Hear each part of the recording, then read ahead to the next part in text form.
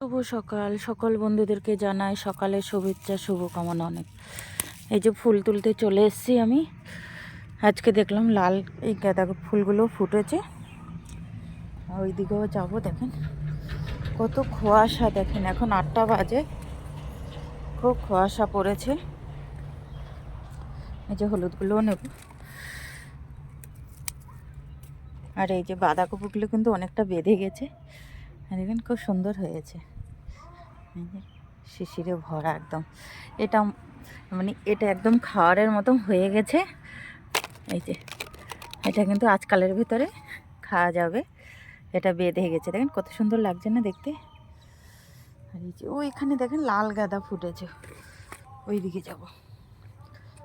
এই যে 8টা বাজে, এখনো কুয়াশা ছাড়েনি, খুব ঠান্ডা পড়েছে। বাবারে, ঠান্ডাও মানে ভীষণ পড়েছে এবার।